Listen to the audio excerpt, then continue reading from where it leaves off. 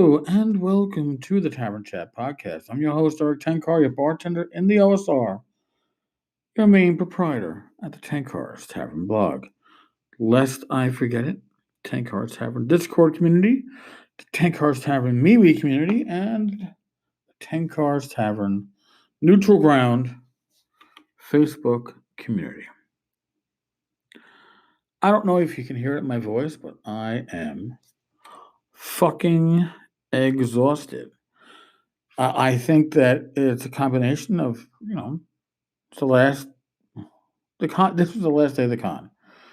It's Sunday night, 11:20, which means 12:20 all time. So yes, Joe, this podcast would be late and have been missing its time, except for the fact that we had the night savings time. Thank God. But I am, I think really going to this podcast, but I am tired. When you're at a convention, when you're instrumental, one of the people that's running a table, you're engaging customers, you're engaging other people in this community, you're engaging with other vendors, other publishers, you're running games, you're kind of almost always on. And even when you're socializing after all this, you're still on. And I think my body is realizing now that it no longer has to be on. Because just from coming up to this room, I watched football, the Sunday night football game, last half of it, and coming up from that, and I really feel like I could walk to bed, throw myself into bed, and sleep till noon tomorrow, which won't work because I think we have an 11:50 flight, something like that. So, what can I say about GameHole Con? As usual, Alex Kammer runs the most organized clockwork con that I have seen. I enjoy all the conventions that I go to, but this is the one that the others should set their clocks to. Alex does an amazing job. As for the vendors hall, I think it was well set up. The artist row, I'm so upset with myself. Normally, I take a shitload of photos of the conventions I go to. I seem to have had less free time during the hours that the vendors hall was open. Now, I did make a purchase. Can't say I didn't. Chimera Games has, you can hear some dice rolling around in here. I think they are probably 30 or 35 millimeter dice. Got a set of black marbleized dice with nice solid white numbering. And if you haven't gamed with me at a convention, I'm going to tell you right now, I rarely sit when I run a game. I find that usually with the background convention noise, that if I sit when I run a game, I wind up having to yell. I do project much better if I am standing up. But if I'm standing up and walk around the table, throwing a regular-sized die into the middle of the table and then me looking at it and reading it isn't happening. I had a D20 and a D6 that I had scrounged up that were oversized. They worked okay. The D20 wasn't the easiest to read, but this is going to be spot on. And Chimera was nice enough to give me an employee discount at their booth, and I really do appreciate it. They had a lot of really good stuff. There's a lot of good stuff at these cons, vendor hall-wise, if you can take the time to look. Rach, now, Rach, come here.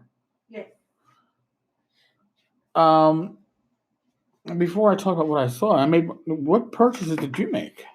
I made some secret purchases. All right. Time But out. then I paid. Okay, yeah, I don't need to know your secret purchases. Other ones that were more. Although we can talk about purchases that wouldn't be relating to me because my mother, my sister, my niece don't listen to this podcast because I dropped the fucking F-bomb. Mm-hmm. But what did you purchase for yourself? I got some clips. Now, explain. We had a neighbor. No. What are clips? They're like, actually, they could clip onto anything that you wanted to. Okay. What are you going to use them for? But I would probably use them like on a headband or on maybe a scarf. Uh-huh. You know that I was wearing to work that, picked up the color. Yes. Of the clip that I bought. Because they had sort of like a flower in the center, and then some intricate metal work. Okay. On the other parts. So I could do that, or like I could wear it in my hair, or I could wear it on a scarf or something like that. And then I got a mask of a griffin since I'm going to be changing my name. Griffin is my maiden name, so we'll honor that name through the mask and have it up somewhere. Right, and you wore that mask on Halloween. I did wear that mask on Halloween because I felt compelled to have some sort of a costume or mask on. Yeah, they did a nice little trick-or-treating. Yeah, they did a 2-hour trick-or-treating where anybody from, I guess, the local area could come in with their kids and get candy. We were giving out candy and copies of Bunnies and Burrows Light until we had no more light Bunnies and Burrows. And then, of course, was Light, which we did have, thanks to the new printing, a number to give out. And I am coming home with a number of copies myself, so I won't be caught with my pants down at the next ShireCon not having copies of Swords and Witchwood Light. Oh, damn. I don't know why Rachel's saying damn. I had nothing to do with it, whatever the reason is Rachel's saying damn. No. What else did I find down there? I got dice from Chimera too. Yes. And they are great because they're big. Mm-hmm. And they're kind of cool looking. They're like a purple marbly type of appearance. With green numbering. So it kind of reminds me of the color that they usually use for Cthulhu. So yeah, she has Mythos dice, I guess you could say, or potentially say. Let's see, there were other things around there, like not a chimera, but at another booth, like wood carvings and different things with different, gaming related or fantasy related sayings on them.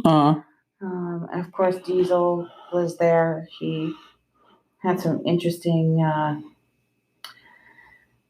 I guess it's plaster that he uses, but he had this really interesting creation that you hang on your wall that had like Celtic knotwork.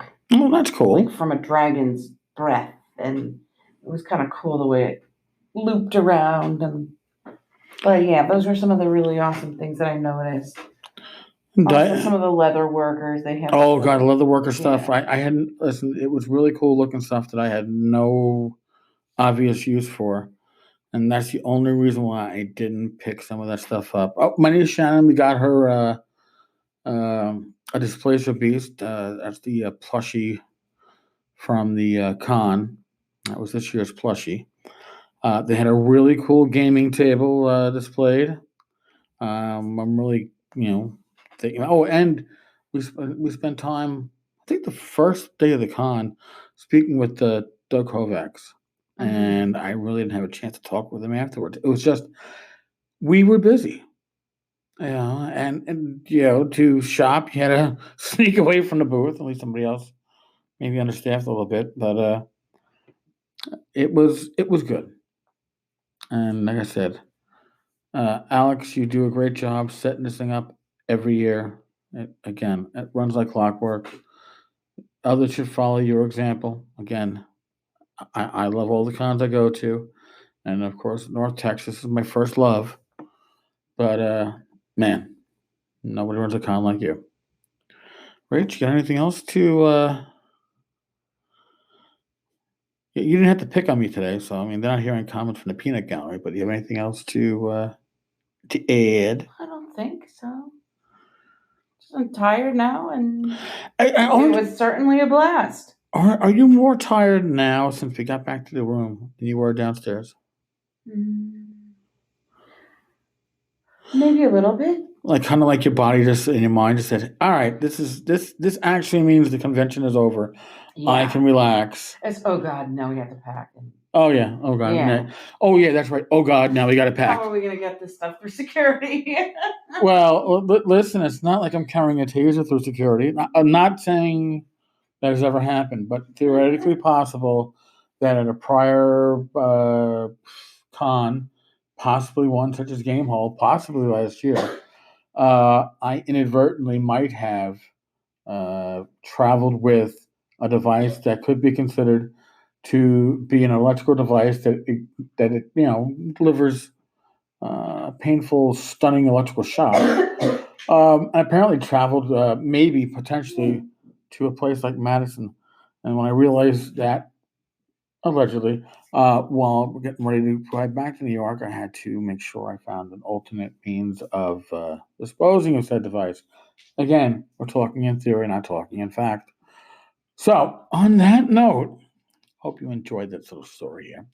I'm going to bid you adieu. Your next words from myself and potentially Rach will be tomorrow, Monday, November 4th, because we're flying back in the AM. All right, folks, as always, please be safe, be well. God bless. Roll those dice.